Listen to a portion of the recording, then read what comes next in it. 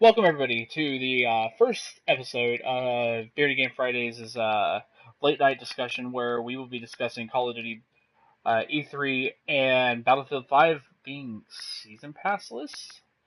Definitely an interesting few topics that we'll talk about. We did touch upon these earlier, but this time with this portion of tonight's Beardy Game Fridays, we are breaking up the segments into several different streams. I know right now is showing a PlayStation no camera logo because I am logging into Final Fantasy 14, which we'll be playing in the background while we discuss what we do. So always fun stuff, getting the show on the road and everything we love doing. Um,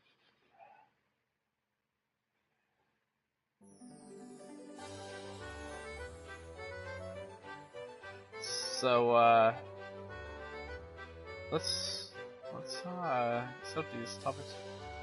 Let's get this stuff going. I want to see how the stream is going to react first. We were having issues with Space Hulk not operating very well, was it, Dave?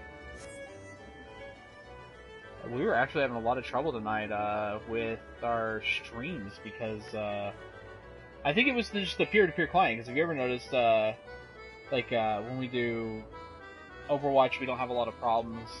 We just, in general, we normally don't have a lot of problems. And tonight was definitely our first night having some of those, and it may just be the peer-to-peer ordeal with how Deathwing works, and we have discovered that it's sometimes better if we just go 720p for some of the games, and so we will be doing that from now on for Deathwing, which next week's programming is going to change a little bit. I know Dave, like myself, we don't want to burn out on Deathwing. We absolutely love those kind of games, and there is limited content at the moment, even though we have hopes for DLC or free content drops. So we definitely are going to be. We had to just really take it a laid-back approach next weekend and changing things up to be a little more chilled. I know that game has its moments where it gets pretty intense, and it can almost kind of wear on you. That is the downside of that game. It does wear on you, and unfortunately, we don't want it to do that. I would think we wouldn't want it to do that to us, anyways. So, Dave, E3. That is one of the first topics we were setting up earlier. We were talking a little bit about it. E3, Tanner gave some great feedback regarding loot boxes and his thoughts regarding Call of Duty and Battlefield 5, and that's definitely a hot topic for us here at Last Week Gamer. We've all been pretty vocal, I guess would be the proper word to use, about our thoughts regarding microtransactions, loot boxes, and that kind of ordeal, and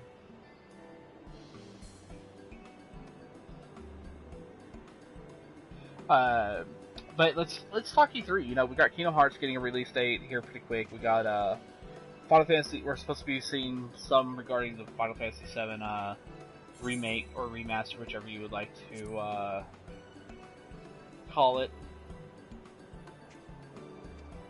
It's definitely gonna be a hopeful upgrade. The concern I have, as we're going into E3, is there was news that broke that all the work that CyberConnect 2 had done. You have CyberConnect 2 who did the Dot Hack series. They're very well known for Dot Hack. That's primarily what they're known for. They've done some other projects, but we're going to stay with their primary projects, which were the Dot Hack series. Most importantly, Dot Hack GU, which actually saw a remaster not too long ago, or a HD re-release for PlayStation 4, and it did. I would assume it's done reasonably well for itself since its launch. But now we're sitting here where we're at that phase with E3 quickly approaching. E3 predictions are going to happen. I'm going to say right now, my predictions right now is we're going to see they are going to announce for the Kingdom Hearts 3 release date. There's no doubt about that. They've been very vocal about it.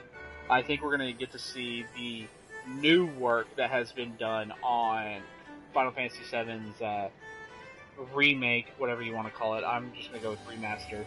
You know, they're calling it Final Fantasy VII remake. So I think we're definitely going to see release dates for those. I know we're going to see on Square's half, we're going to see Shadow of the Tomb Raider pop up.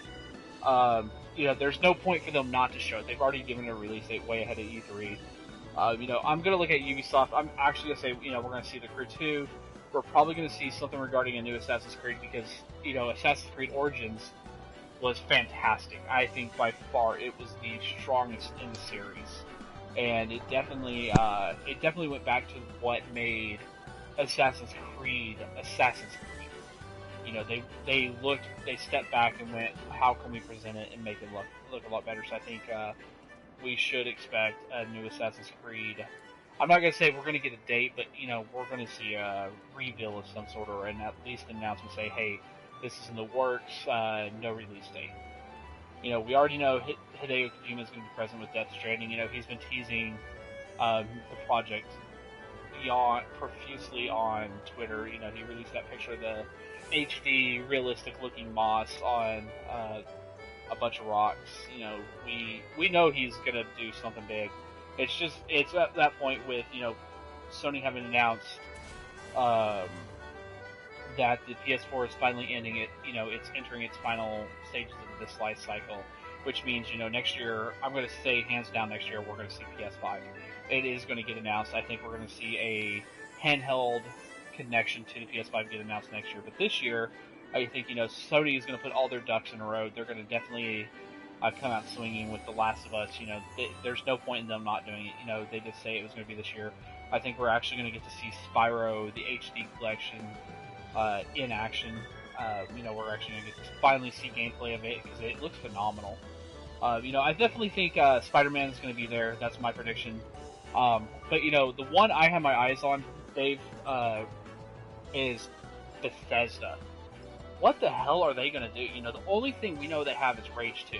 You know, with Somerset comes out next week, there's no point in Elder Scrolls Online Somerset being at E3, especially when it's going to be available before E3. What the hell is Bethesda going to do? I mean, these guys right here are going to be the wild card of E3 right now. Them and Focus Home Interactive, I think, are going to be the two wild cards of E3 this year. You know, we don't know a whole bunch about Bethesda. All we know is Rage 2. I mean, that's all we know. The only other game they have in their pocket at the moment is Quake Champions, which is doing really well for itself. So, you know, we have a bunch of possibilities as far as Bethesda is concerned, but, you know, what do they really have? You know, all we have so far is a hint from their VP of Marketing, Pete Hines, that they might, and I mean might, this is a big might, do something regarding Doom. What do you think is going to happen? I mean, we're not seeing a whole lot of it. You know, we don't know anything about Bethesda, even with the Walmart movie. All we know is Rage 2 happened. That is a thing. I mean, do you think, what's your take? Do you think Bethesda's going to come out swinging with DLC for, some more DLC for Wolfenstein 2? Do you think they're going to announce something regarding the Evil Within? Because, I mean, I'm in the air. I don't know what to expect from E3. With at least Bethesda and Focus Home, like, you know, these two are going to be the wild dogs of E3 2018.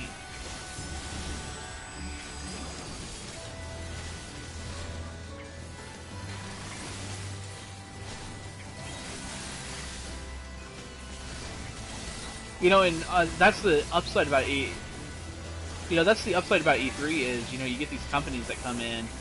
You know, it's just like athletic. You know, any athletic sport. You know, you see, for example, you know, right now, you know, a couple years ago, we didn't expect the Cubbies to come back and win the World Series after what, almost 100 years of not winning one. You know, you didn't expect that to happen at all. You know, it's just like sports. You know, you don't know what to expect out of a big event like that. And, you know, as far as games are concerned, this is going to be the World Series of video games. And, you know, I think Bethesda, you know, I think that leak actually kind of in a way worked for Bethesda. You know, it definitely helped hype up their BE3 event, as they call it. Their, you know, the E3 pre-show hosted by Bethesda ZeniMax. You know, I really don't know what to think of them this year. I'm thinking I would have to say, this would be if they were going to announce a Fallout 4 successor or a new Elder Scrolls game, this would be the year to do it. We already know Cyberpunk 2077 is going to be there. A lot of us are looking forward to getting to see the first gameplay rebuild game. Uh, we definitely have a lot to look forward to as far as indie games run. The surprising thing is it is an indie game, but the thing that concerns me is you have developers now saying, hey, we have these games in the works. We're going to show them at E3, but they're not going to be out this generation. We're at that point of why would you even, tease your game if it's so far out from release? Why not, do like what they did with The Witcher, where you release a version for the previous generation, and then just move on from there. Because Defiance, I think, is going to run into the same issue with Defiance 2050. I think they're going to at E3 at the Sony show. The team behind Defiance is going to, oh hey, we're going to announce a release date this year for our game on Xbox One, PC, and PS4, but we're going to do it during the Sony show, saying now available on PlayStation 4, Xbox One, and they're only going to have 2 or 3 years of their gaming left, surviving.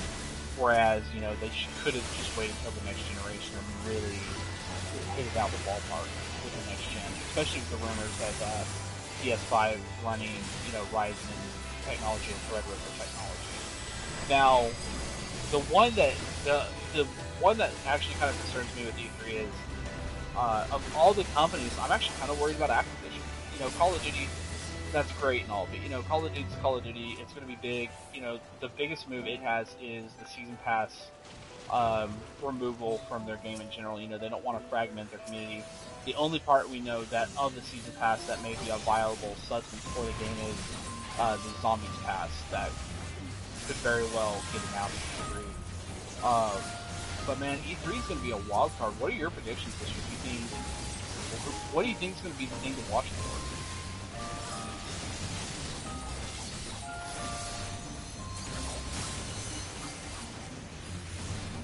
I mean, E3, it's such a broad question, I know.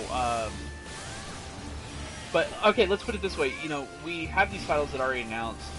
Rather, what are you going to be watching out for off the titles that are announced? You got The Last of Us 2 looking at a release date at E3. There's hope that we might get a release date for Death Stranding. There's a lot of... my eyes are actually going to be set. We know what Sony's going to have. Sony's already announced what they're going to have there. So I think, my pick's going to be, I'm going to be watching Bethesda and Focus Home Interactive, and definitely keep an eye on the corner towards, CD Projekt Red's side of the show. I don't know what to expect from CD Projekt Red outside of the Cyberpunk 2077 gameplay, which we already, if they show what they think we're going to show, we're just going to get some basic gameplay material and, finally hear the voice cast in action. The one that I'm kind of thinking, I'm hoping will be there, is, I've talked about it a few times with you, and I know you've rolled your eyes a few times at me, is some of the former Stalker devs are actually working on their own Battle Royale title. I've been making the joke for the past 3 months that E3 is going to be everything Battle Royale, and it's truly looking like that's going to be the case. We're going to hear, I'm jokingly saying we're going to see Overwatch Battle Royale, and sadly I think that could actually end up being a thing in the future.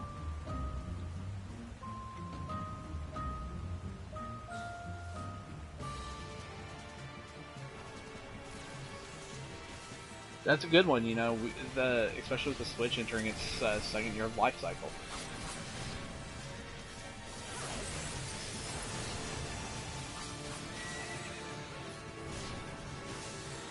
That's a good one. There is talks that Nintendo has a Pokemon game for the Switch this fall, especially since the Switch has just kind of blown up.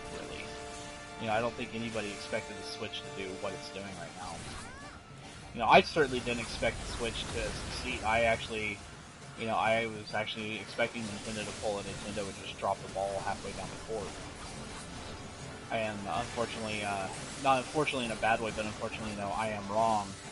but it's a good wrong. I'm actually happy to see Nintendo, even with the passing of Satoru Iwata, which he crippled in a lot of ways.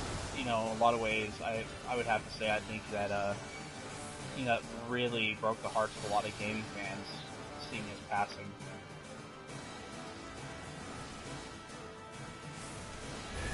And I know that for me was a big thing, but I think he would be really proud of where Nintendo is gone and where they're going.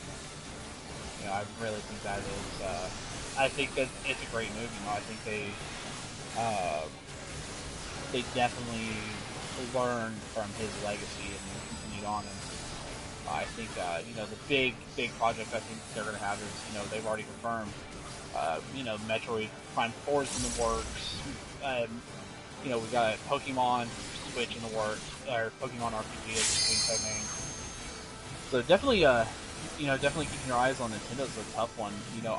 I think the other big thing that we should keep our eyes on is I think, believe it or not, esports is going to be a big thing at E3 this year. I'm actually keeping my eyes on the esports arena. We got For Honor making a big comeback, which I didn't expect For Honor to make a big comeback.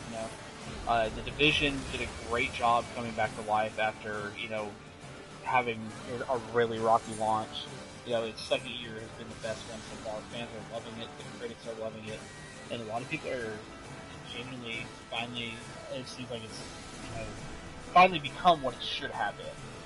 The only downside is, it still has the problem that Ubisoft is known for, where they just don't have the graphics and, demonstration they show us during their initial rebuilds, and that is very unfortunate that is a thing with Square, not Square, but Ubisoft, and the other company I have my eyes on is, I'm honestly gonna say I'm gonna be watching Capcom. Capcom's in the right spot to announce some big stuff. They just announced in Japan the cloud version of Resident Evil 7 for Switch, which unfortunately won't be a physical copy. You will have to have Wi-Fi.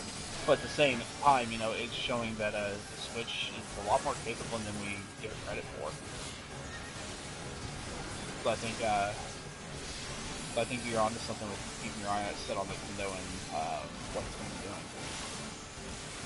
So definitely Nintendo Treehouse to watch for this year.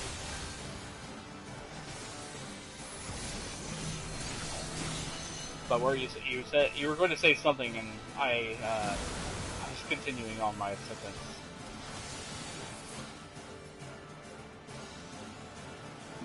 The other thing to watch for is, Division 2 is getting its reveal this year. It is a thing. It's supposed to be coming out this year or next. Crew 2 is coming out this year, so we got a lot to look forward to. Now, my big hope is, since we're on the topic of Nintendo and watching what Nintendo's up to, I'm curious to see what third-party Nintendo's going to do. We have, Nintendo's supposed to be announcing some more third-party. They have Wolfenstein 2 coming out. I would actually like to see, Bethesda's been a big partner for them, so I have a lot of high hopes for what's going to happen with Nintendo. I definitely think Nintendo, I think all eyes, realistically, are going to be on Nintendo and Microsoft, because everybody knows what Sony's doing. Sony's already gone, hey, this is the ball that I'm putting in the court, now let's see what I'm going to do with that ball, and where I'm going to take it. Microsoft, we have no clue what they're doing. They said, they have a lot of announcements to make this year, that this is definitely going to be their year. And, as much as I like Pete Hines at Bethesda teaming up with Nintendo, I'm ready to see Bethesda actually do something exclusively for Xbox. I think him and Phil Spencer would be an amazing team up as far as third-party content goes and exclusivities for Xbox. It would not be the first time they've done something like that with Xbox. If you recall, Doom 3 was an Xbox Classic title. It was an exclusive out of Bethesda in its software. Same with Quake 4. So I don't think it would be I don't think it would be far-fetched to assume maybe Quake champions consoles for Xbox One. That I think this year is going to be an explosive year out of all three corners. But I'm not gonna be watching the third party near as much as I will be first party. I'm definitely going to be waiting to see what, what kind of stops that Nintendo decides to pull out. What kind of stops does Microsoft have set up? Because, Microsoft's in that spot where if they don't start getting games out, State of Decay 2, I'm unlike the other critics, I've been raving about State of Decay 2. I absolutely love it. I think the co-op is fantastic. I have, the single player is the single player. It's exactly what you expect out of a game like that. It's going to be a little bit of a drab. But, it's nothing to go, hey, this breaks the game. Because, it's one of those, they promoted it from the very beginning as a co-op focused title. Not a single player experience as much as co-op. The single player is great, don't get me wrong. But, I definitely think Microsoft's going to have to step it up, especially if Nintendo and Sony come out swinging as hard as they're sounding like. But, on the Nintendo front, you've spoken pretty strongly of it. Do you have anything specific you're going to be looking for with Sony and Microsoft?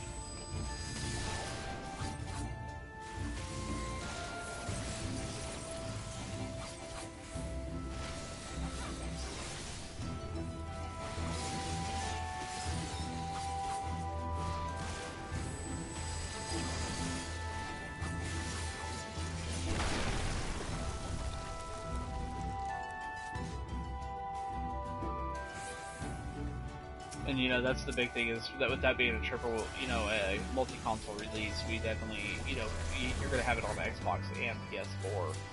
So even with that being there, Sony is definitely, I think, they're gonna be in the recovery, the God of War recovery phase this year. I'll actually, I definitely want to put Savage on the spot, especially since it's Savage. My man, our regular viewer, I gotta put you on the spot. What are you gonna be looking for at E3 this year? What are gonna be some of the ones that you think are gonna be the look out for titles, or is there something that we may not be looking at that you definitely think would be worthwhile watching into, or even looking into? Hopefully we didn't lose him. I actually cannot tell if we lost him or not. It shows Puree in the chat, but he might be away.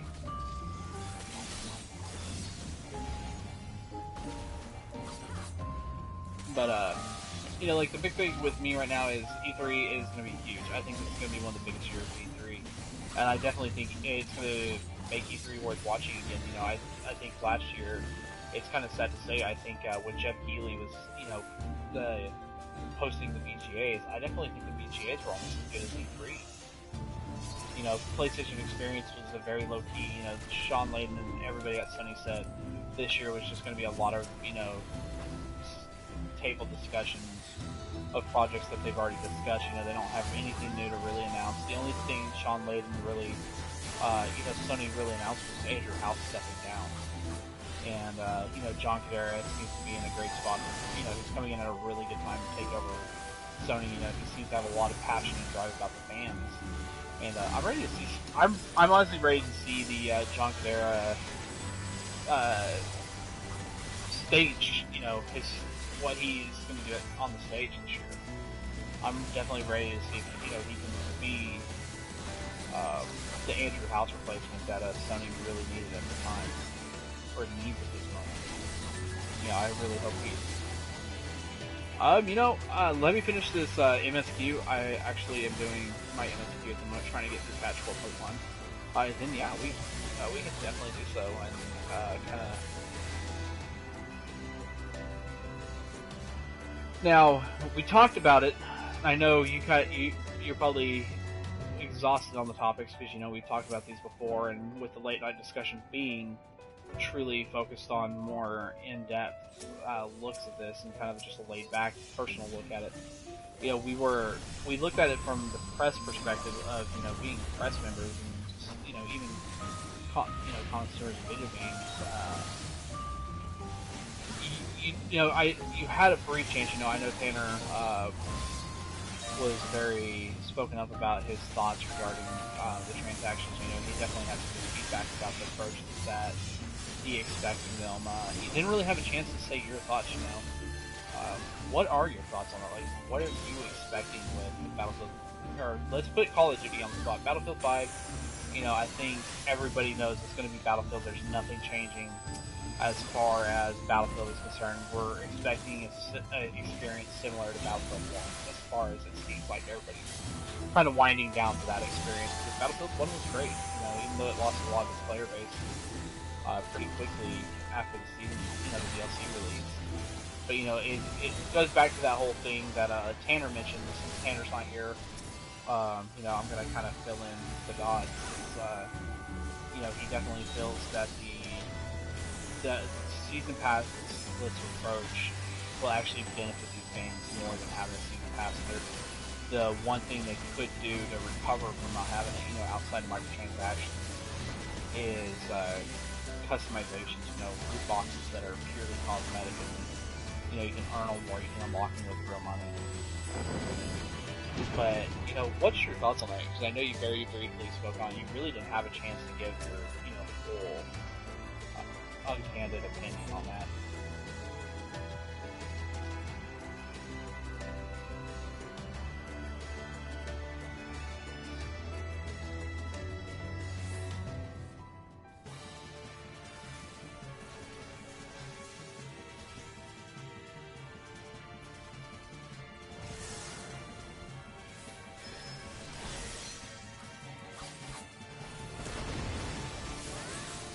Yeah, that also comes up to the point that I can't remember if it was you or Tanner said it earlier. You have to remind me. One of you mentioned that the Overwatch approach might actually be beneficial to the game. How Overwatch does its cosmetics. You don't get duplicates. You do get once you unlock it, you can get Overwatch. You do get duplicates, but they've been working hard at ensuring that you get to unlock stuff, especially during their seasonal events. And that's actually something we've been pretty outspoken on throughout our time with the game. Do you think that's something that they should definitely take into consideration with Black Ops 2? This whole, hey, we got this great idea. Black Ops probably going to be a smash hit. They have Blackout, which really take off and do good things. They have the standard multiplayer coming back, just as we had all would hope. And it's definitely an interesting time for both franchises. They're both going back to this root of, hey, people are getting really tired of us screwing them. What can we do to enhance that overall experience? It's definitely in that. They're in that predicament where I think both franchises are going to have to, put all their ducks in a row and figure things out pretty quickly.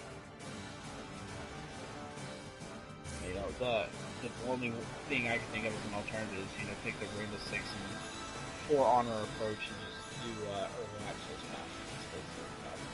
Even though they're calling them Season Pass. It's a shortcut pass is all it is. It still brings that concern I have. With E3 being right around the corner, it's, how is Activision going to do this? They're looking at, I know they're looking at the long-term effect. Black Ops 3 is still one of their most popular games. It's more played than Infinity War. Advanced Warfighter's dead. Ghost is dead. World War II, from what I understand, is dropping insane amounts of players. The Titanfall 2, believe it or not, has rebounded in recent years. Or recent months. The last update really rebounded Titanfall 2. The only concern I have is, you're going to release this game that you want good for 1 year, but you're going to have players playing it for 4 or 5 years, 3, 4, maybe 5 years, if you want to be completely straight about it, And the problem you have now is, we're 3 years, according to a lot of people, we're within 3 years of a next generation jump. And the only thing I can think is that they might, in a way, silently be confirming backwards compatibility. You know, that's the only thing that my mind can think if you're going to take the approach they're doing with Black Ops 4, which is a game as a service, not a game as a package, you know. Because we already know, because, you know, I told you I was a little burnt by the idea of not having a traditional campaign. And then finding out the whole reason they're doing it is, you know, they're doing 4 different modes for zombies. You know, they're doing their usual competitive list, and now they have Blackout, which I'm, you know, after watching that gameplay footage of Blackout, what little they had at the, I want to say it was like Invitational or something like that during Libreville. It looks like they might be doing some big stuff with Call of Duty altogether.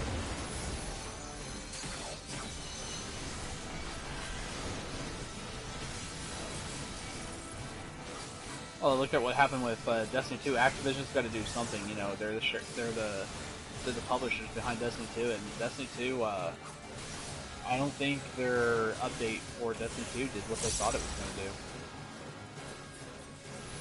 I think it did more damage than good.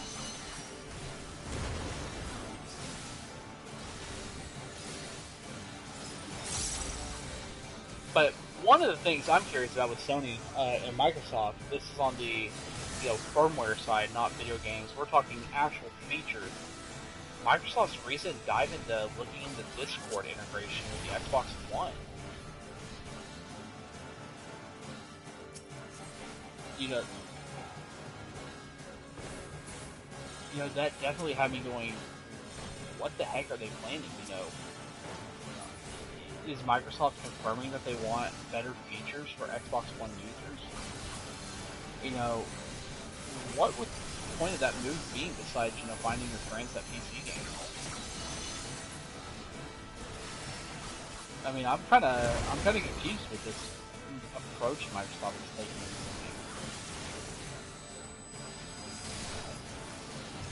Alright, Charlotte, I have not been able to take a drink of my beer since I started this dungeon. And get out of my beard, you dang cat. My cat's sniffing my beard trying to probably figure out its water. Oh, you know how floofs are. A floof will be a floof.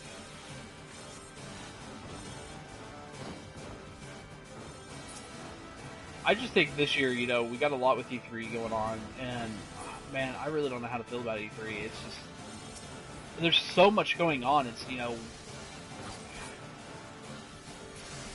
I'm trying to figure out how to say it without, you know, just saying there's too much going on. You know, it feels like it's oversaturated at this point with all the announcements and the games that they're going to be pushing out in the next, you know, we're already almost 6 months into the year, so we're already halfway through the year, and they still got a lot of games to go. You know, Xseed and Koei Tecmo just revealed a huge lineup for the third and fourth quarters of this year. You know,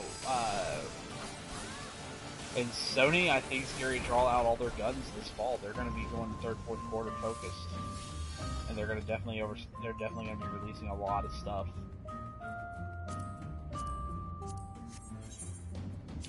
It's definitely going to be something. I think Soothing Greetings is almost the wrong word. But, you know, in a way, that could be good for all of us involved. You know, it means we got games to play. You know, Spider-Man. I'm not a huge fan of Spider-Man, but I'm definitely interested in that Spider-Man game. The other one that looks kind of interesting is, you know, we're talking about upcoming releases and streams that are coming up. You know, I really wanted to get my hands on Detroit Become Human. It came out today. I'm ready to see what the feedback is regarding QuickTime movies. You know, I'm interested to see how these games with haptic feedback do. And the one thing I'm interested in, you know, this goes to the whole technology side of E3, is Microsoft and their approach to disabled gamers. I'm really interested to see the reception behind their adaptive controller, especially since it's going to allow a lot of disabled gamers to join the gaming community and not feel limited by disabilities anymore, or motor skill functions they may not have. You know, and I know I told you I was really excited about that when they announced it, not for myself, but, you know, I know people with cerebral palsy, I know people with MS and muscular dystrophy, and so I definitely think hopefully this is the year of innovation. It's definitely seeming to be that way. The only innovation I can say that I'm face palming is Nintendo Labo. I can't even understand. Yeah, it's like, perfect. It's like, hey, why don't we just become we might as well just open up a Labo shop made out of UPS boxes and sell them as Labo kits and call it a day.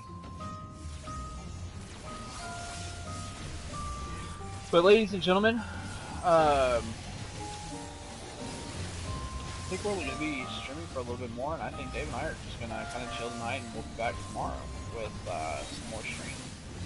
And tomorrow we will be doing the free review gameplay for Deathwing Space Hulk. Or Space Hulk Deathwing. I definitely have it backwards. It's probably, the lack of sleep I got at 2 this morning from being woken up by dog thunderstorm. But, we've already had Dog Butt pop up on the previous stream, which was our normal beer and a Gay Fridays, and this is the post-stream discussion, which is a whole different segment from that stream. But, it's never wrong. It's never a bad idea to have the kind of recap of, the previous discussions. It definitely, there's definitely some people that do and do not want it. They definitely want more focus on the game than the deal, and I think, I think that's where Saturday's stream is going to be good for. I think that Friday's stream is definitely a good wrap-up stream for the week, and kind of discuss the upcoming stuff. Saturday is definitely one of those days where a lot of people just kind of go, I just want to chill, and so that's kind of where Saturday is going to go. Tomorrow, we'll do some more Space with Deathwing, and then I know you said you had some interest in possibly streaming some H1Z1 or Fortnite eventually, but we'll definitely be setting up a schedule. I know tomorrow, if all of you want to join me tomorrow, 5 o'clock, twitch.tv/monkeygames. That will be 5 o'clock Eastern Time, so 4 p.m. Central and 2 p.m. West Coast. We are going to start streaming Dark Souls Remastered on twitch.tv via twitch.tv/monkeygames. That is MUNKEEGAMES, all one word, all lowercase. I will drop that into the live chat here in just a minute for all of you. I think, Dave, we're pretty much wrapping up, bro. I definitely think we're at that point where, we definitely owe a big thank you to Iron Monk for donating the beer that is supplying our streams for the next couple of weeks. And, man, I don't know if we're forgetting anything. Dave, what do you think? Are we forgetting anything? Oh, we are. The giveaway. The reminders about those giveaways. Do you want to sound it off, or do you want me to sound it off? Join us at 500 viewers. All you got to do to be eligible to win is tune in for the 500th viewer stream. The day that we hit the 500th subscriber/viewer stream, the moment we hit 500, we will initiate a giveaway stream that weekend, where we will be giving, or in the following weekend, where we will be giving away a copy of one of today's hottest releases. And I know we've definitely been angling towards Space Hulk Deathwing and Rising Storm Vietnam 2, and maybe Killing Force, since they're about to announce some new stuff. Stay tuned next week, though. We will have written reviews on blastvideogamereview.com for Pillars of Eternity 2, Shin Megami Tensei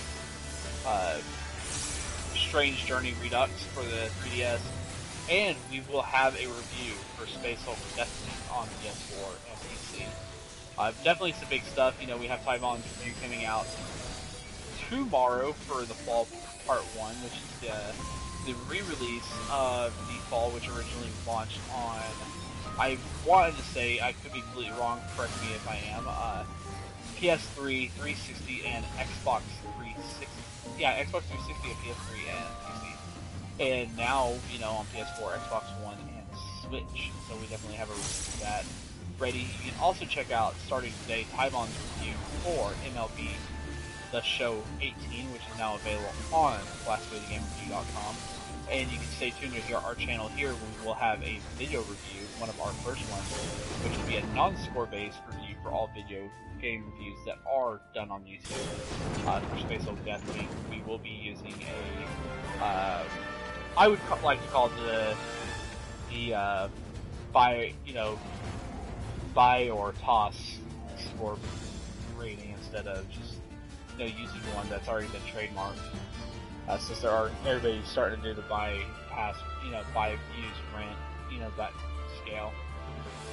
But we will be here with that, and again, I want to give a huge shout out to Iron Monk for the beer. I want to thank everybody who's been tuning in to us. I definitely want to, again, say, if you want to tune in for Dark Souls Remastered, all you gotta do is follow the link in our live chat, which is going to go live. As you can see, I'm having to use the mobile app, unfortunately, as the computer I was using has died.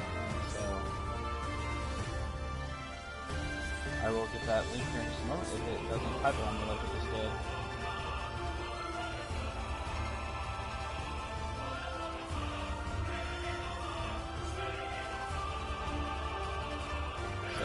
Type this even though they just pulled on my game. I die. I wasn't ready. Wasn't there ready set. So all you gotta do is tomorrow tune into twitch.tv/monkeygames, where I will be streaming Dark Souls Remastered. Dave will be joining me again tomorrow for our stream of Space Old Deathwing and preparing for our review of the game. I think we're ready to finish that multiplayer, and I've already pretty much beat the single player, and I think that's pretty much all I can think of. Dave, you got anything that they need to know?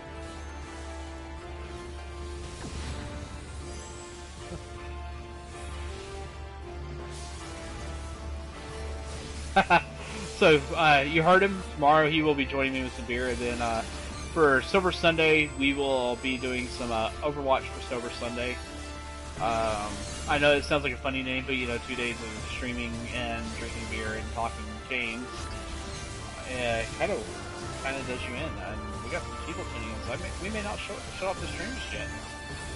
I may actually be biting my tongue and kind of shaking my head here.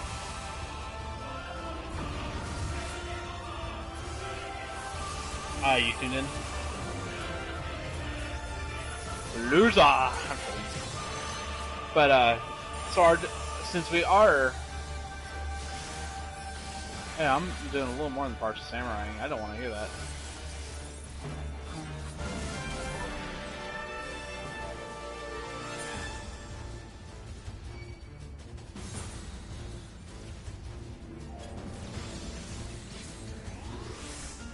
But, I think it's kind of...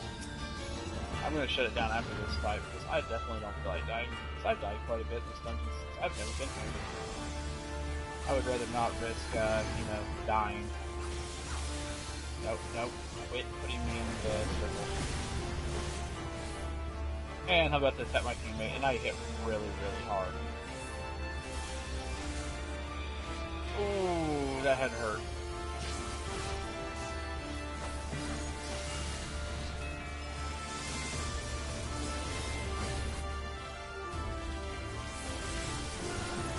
But I think we should do some overnight Overwatch Twitch tonight too. I think we definitely owe our stream team that hit.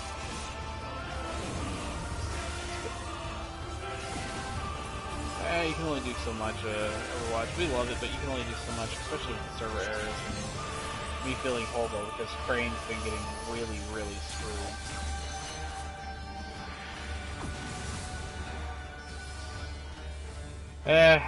After I nerd raged the other day, I really don't feel like touching it. But, I'm in a, more jolly mood tonight, and we had a good stream, and Savage Gamer CA, I think, is definitely one to line up for winning one of those games, or tuning into all our streams. Which, as I said, that's a good way to win, is definitely tuning into all our streams.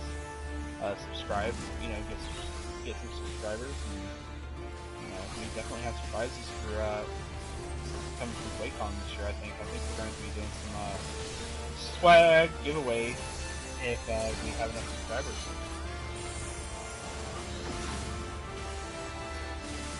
I think we're gonna have a lot of fun with QuakeCon.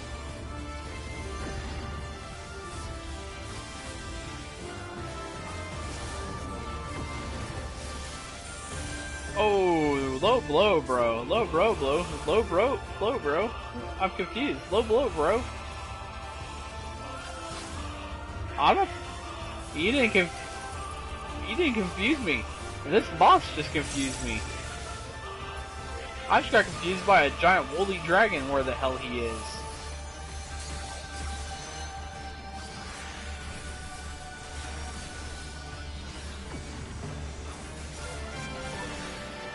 Oh, I'm gonna... Oh! Oh, I'm totally YouTubing. We're definitely doing live stream chit-chat when we first meet. You know, for those of you watching, since this is the post-show segment of Doing a Game Fridays, you know, live discussions over. There's no planned content. We're just shooting shit at this point. Dave and I have known each other 13 years this year. He's one of my really good buddies. I met him back on Halo 3. He played a lot of Rainbow Six with my pals and I, and recently he joined Blast Away the Game Review as part of our stream team. And he's definitely been a big help. He actually helped with a review just recently. You can check out his review for Earthwalk on blastawaythegamereview.com, which seems like a really, really chill game when you actually sit down and look at it outside of a review perspective.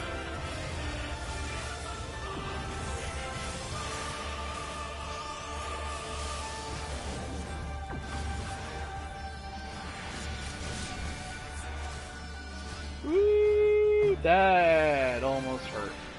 I was going after that tank. I was like, whoop, whoop, whoop, whoop, whoop, whoop, whoop.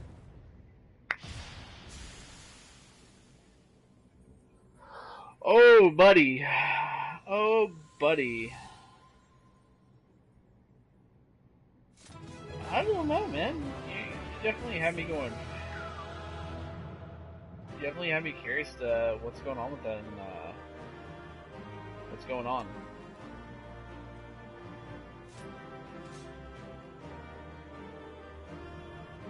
So, to wrap this up, real quick, to wrap everything up, yeah, let me, I'm going to do the outro real quick. I want to thank everybody for tuning in tonight. Thank you so much. I know some of you probably want to sit and just chit-chat while Dave and I just, you know, shoot shit. Personally, I would love to. I'd love to keep going. But I kind of want to enjoy my game, a beer, and chit-chat with my pal. And if you all tune in in about an hour to the twitch.tv address I dropped, we will be doing some Overwatch or as we call it, shenanigans. So tune in for that, and we want to thank everybody for tuning in tonight, and we hope to see you all tomorrow night for Beer and a Game Saturdays, where we will be streaming Space Hulk Deathwing.